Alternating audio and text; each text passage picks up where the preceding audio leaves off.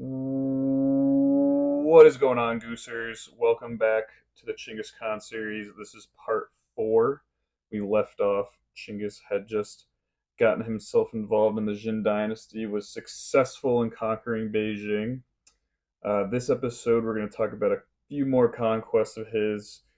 We're going to start in Central Asia and then even move our way into Europe. I'll throw some maps up there for you so you can follow along as usual. It gets confusing.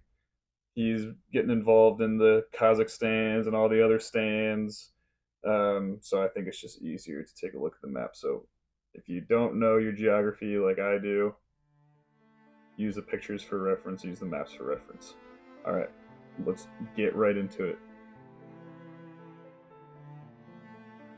All right, now fast forward 1 year after the sacking of Beijing. The year is 1216. Genghis is 54, so he's getting into old man territory, but he's not slowing down. He's moving on into Central Asia, into an empire called Kitai. And Kitai is made up of present-day Kazakhstan, Kyrgyzstan, Tajikistan, and Uzbekistan. That would have meant nothing to me before I did my research on this. I would not have known where those were on a map. If you did, then whatever. I don't care. But that's a reference point. I'll also put the map up. Take a look. Now, Chinggis originally wasn't going to get involved in Kitai, but the leader of Kitai did sort of a 2-for-1 bad thing. And that was kill one of the leaders of a Mongolian vassal city. And then that guy that he killed was also married to one of Chinggis's granddaughters. So, as we know, probably goes without saying, Chinggis is not too pumped about that. He's not going to let that slide. He's going after this guy. And so Kitai is pretty large in size, geographically. See on the map, it stacks up to the Jin dynasty in terms of size. It took Chinggis 2 years to completely take over Kitai. The leader was pretty unpopular. The people kind of just welcomed Chinggis in with open arms and were like, yeah, go get this guy. We hate him. We'd rather have you. So took him 2 years. Not so much action in this, just sort of important geographically now that they're continuing on into Central Asia. Now they border the Khwarazmian Empire, so it'll be a little easier for them to go after them. All right, so fast forward 1 more year. There's a Mongolian merchant caravan meandering its way through the Khwarazmian Empire. So they've got their little wooden cart with their goods and their foods and their trinkets. And the governor of a city in the Khwarazmian Empire decided that, hey, it'd be a good idea if we took all their stuff, we got all their goods, and killed all their merchants. There's no way that could come back to bite us. There's no way Chinggis has a reputation of being vengeful. So the governor says, yeah, let's do that. So he kills them, steals all their stuff, except for one guy who managed to escape, and he gets back to Chinggis and said, hey, this governor kind of killed all the guys and then stole all their stuff. So Chinggis is like, all right, well, I'm sure, me being a reasonable guy, I'm sure there's an explanation. So he sent over an envoy to the Shah of the Khwarazmian Empire and demand that the governor be punished. Let's let cooler heads prevail here. Just punish the governor. I won't do anything. The Shah decided to double down and and cut off the leader of the envoy's head and sent it back to Chinggis. So the Shah also thought it was a good idea to poke the bear. These guys, I don't know what they were drinking. I don't know what was in the water. I don't know if they hadn't heard about old Chingy, but he doesn't take kindly to that stuff. I don't know how many times I gotta say it. He doesn't take kindly to that kind of stuff, and you're not gonna get away with it. Chinggis immediately throws together an army and heads straight for that city that killed his merchants. He found the governor immediately, killed him, and then proceeded to flatten the entire city. I mean, there was nothing left after. Chinggis, this arguably might have been his most ruthless period, this couple of years right here where he's dealing with the Khwarazmian Empire. So about a 3-year period. The demolition of the city was pretty much just the start. There are estimates that he killed anywhere from 2 to 15 million people during his time in the Khwarazmian Empire. 15 million seems probably out of range, not possible. But I honestly, I wouldn't be surprised. This guy really pissed him off. Some stories say that Chinggis ordered each of his soldiers to kill 24 people. So he had 50,000 soldiers there. He ordered them each to kill 24 people. This included women and children. So not Chinggis's best moment. Not his best moment. I'm not going to back him on this one. But he was pretty pissed off. And rightfully so.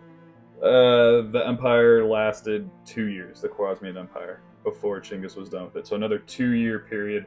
This one was way more brutal. He was going in and doing all the things you hear about when you think Genghis Khan, the terrorizer, the little ball of terror he was doing them to the Khwarazmian Empire.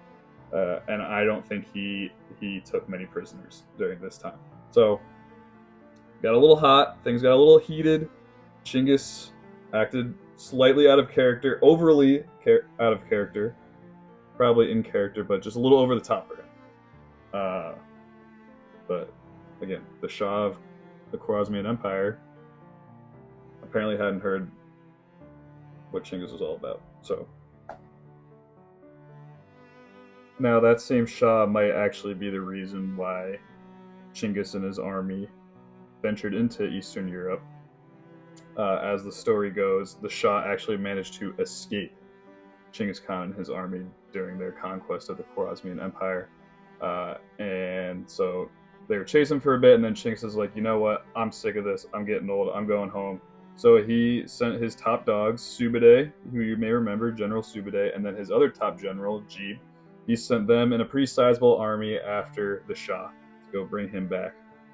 But in an absolute stroke of luck, the Shah did not get caught, and Jeeb and Sube'etei weren't able to find him. Some people think these events were separate, that the Shah actually was never being chased, and Chinggis just sent Sube'etei and Jeeb out there to go do a little venture. But anyway, I like this story better. So they were unsuccessful in finding the Shah, but they managed to do a little loop around the Caspian Sea, and as they're doing their loop, of course, they're raiding, and they raided their way throughout Georgia and Russia along the sea's coast, and that brought them to Kievan, Rus, which is modern-day Western Russia. So at this point, all the princes that made up Kievan, Rus had heard about the Mongolians terrorizing their way across the Caspian Sea, through Georgia, and so they decided, let's just join forces here. Let's not mess around. We'll be better together, as opposed to fighting them all separately. So the Russian princes bring about an army of 30,000 to meet Jeeb and Sube'etei's 20,000. So again, the Mongolians are outnumbered here, and Jeeb and Sube'etei, taking a page out of Chinggis's book, decide, let's get smart, let's get creative. They do a little fake retreat. So Jeeb decides to leave 1,000 of his men to stay and fight the Russians. Those 1,000 took one for the team. Russians got them, but Jeeb's leading the rest of the army on a little fake retreat. So the Russians are following after him, thinking they've got the Mongolians on the ropes. But per usual, the Mongolians are one step ahead. These guys are excellent at these long-distance, extended journeys. They've come up with excellent strategies to be as efficient as possible. So, for example, when they hunt and they get a kill, they'll put the meat in these little leather sacks on the sides of their horses. So as the horse gallops along, it actually tenderizes the meat, and the Mongolians are able to eat that tenderized meat when they're settled down and they're settling in for the night, as opposed to making a campfire and cooking it. Now they're just eating it sort of half raw. It's more edible now. They don't have to make a campfire. They're less visible. The Russians can't see where they're camped out. Just one of the many advances that the Mongolians made, just super creative for their time, thinking 10 steps ahead. So anyway, the Russians are chasing them. They think they've got them beat. They're like, we're finally be the ones to take down these Mongolians. Well, after 9 days, the Russians have run out of food. They're exhausted. They are not prepared for these long journeys like the Mongolians are. So this is when the Mongolians swoop in and wipe the floor with these Russians yet again, wiping the floor with an enemy army. Kill almost all of them. They take out all the princes, all the soldiers, but they do leave a couple alive. And this, again, Mongolians were a little wacko in the head. They told these Russian soldiers to dig these shallow, long little trenches, sort of the width of a body length, right? You might see where this is going. But there's a little twist to it. So they say, hey, no reason, but dig these width, like body long, widthwise trenches, and just go ahead and lay down in them. No reason again. No reason to be concerned. So the Russians do that. They pretty much have no choice. And so the Mongolians lay these wooden planks on top of the Russian soldiers as they're lying in these trenches, and then proceed to have a little victory fiesta on top of them. So they're all dancing, drinking, singing, moving along, dancing on them, and slowly it just crushes the Russian soldiers and princes that are lying underneath these wooden boards to death. So just a horrific way to go. Horrible. But again, creative. These Mongolians think. They don't think like everybody else. I would have never thought of that. Super creative on their part. Super nasty. Pretty... another not proud moment, looking back. But it was a different time. Different time. They had to get the word out that they weren't messing around. So they did stuff like that. And that was the end of the battle with the Russians, with Kievan Rus. The Mongolians didn't end up occupying that part of Russia after that battle with the Russians. They would after Chinggis's death, but again, we're focusing more on what he did while he was alive. And this was still a great win. They got some good intel, figured out how to beat the Russians. They're going to do it again. They're going to need that information. So that's pretty much it for part 4. We talked about 3 more major battles, major conquests. Obviously, there is so much more. There are so many more battles and stories and things we can talk about. But I was just trying to hit the major ones, the major conquests while Chinggis was alive. And if you really want to get into the details, you can definitely look it up or read some books on it. There's some crazy stories. But thank you for tuning in.